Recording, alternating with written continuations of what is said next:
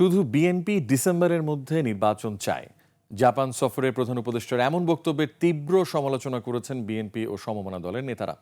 দুপুরে জাতীয় প্রেসক্লাবে শহীদ রাষ্ট্রপতি জিয়াউর রহমানের শাহাদাত বার্ষিকী উপলক্ষে আলাদা অনুষ্ঠানে বিতর্কিত উপদেষ্টাদের বাদ দিয়ে তত্ত্বাবধায়ক সরকারের মতো একটি সরকার প্রতিষ্ঠারও দাবি তোলেন তারা। বিস্তারিত মাহিলা ইসলামের রিপোর্টে। ওয়ালটন আবারও মিলিনিয়ার অফারে ওয়ালটন ফ্রিজ কিনে আপনিও হয়ে যেতে পারেন মিলিয়নিয়ার। জাতীয় প্রেস ক্লাবে শহীদ রাষ্ট্রপতি জিয়াউর রহমানের শাহাদাত বার্ষিকী নিয়ে বাংলাদেশ পেশাজীবী পরিষদের আলোচনা অনুষ্ঠান। এতে প্রধান অতিথি হিসেবে বক্তব্য রাখেন বিএনপির স্থায়ী কমিটির সদস্য খন্দকার মোশাররফ হোসেন। তিনি বর্তমান উপদেষ্টা পরিষদের কার্যকলাপ নিয়ে ক্ষোভ প্রকাশ করেন।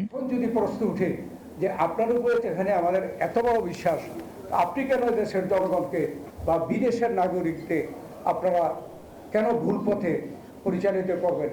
যারা বিতর্কিত অবস্থা তাদেরকে বাতিল করে তত্ত্বাবধায়ক সরকারের আদলে ছোট্ট যদি পরিষদ করে উপদেষ্টা পরিষদ, তাহলে সেখানে মতামতের ছোট হইলে মতামত কম থাকে, তাদের পক্ষেই সেই নির্বাচনটা অনুষ্ঠান করা সুন্দর হবে।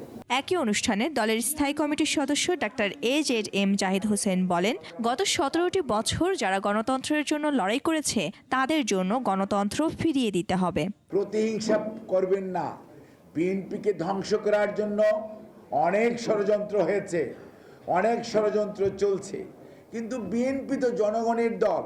জাতীয় প্রেস ক্লাবে জাতীয়তাবাদী মুক্তিযোদ্ধা দল আয়োজিত আরেক অনুষ্ঠানে অনেকটা খোলামেলাভাবেই উপদেষ্টা পরিষদের সমালোচনা করেন বিএনপির আরেক সিনিয়র নেতা মেজর অবসরপ্রাপ্ত হাফিজ উদ্দিন আহমেদ।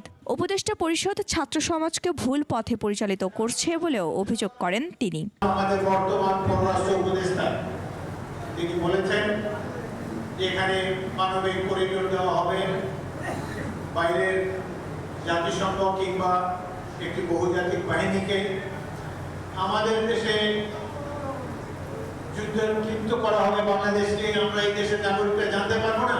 এদিকে জাতীয় প্রেস ক্লাবের আরেকটি আলোচনা সভায় যুগপথ আন্দোলনের শরিক দলগুলোর নেতারা অভিযোগ করে বলেন, 5ই আগস্টের পর গণতান্ত্রিক রূপান্তরের যে আশা ছিল তা বাস্তবায়িত হয়নি। ডিসেম্বর কথাটা কে বলেছে প্রথম?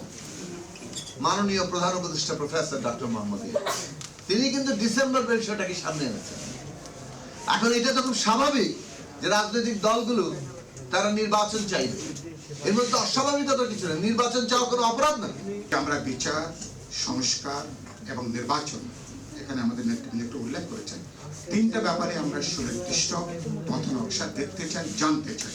শুধু আমাদের জন্য না, দেশবাসী তাহলে আশ্বস্ত হবে, সরকারের উপর আস্থা ভরসার জায়গাটা বাড়বে। নেতারা বলেন, নির্বাচন ও সংস্কারকে মুখোমুখি দাঁড় করানোর চেষ্টা করা হচ্ছে। সরকারের কর্তব্য দূরত্ব ও অনাস্থা জিইয়ে রাখা নয়, তার সমাধান করা। ব্যবস্থা এখানে। মাহিলা ইসলাম, 21 টেলিভিশন, ঢাকা।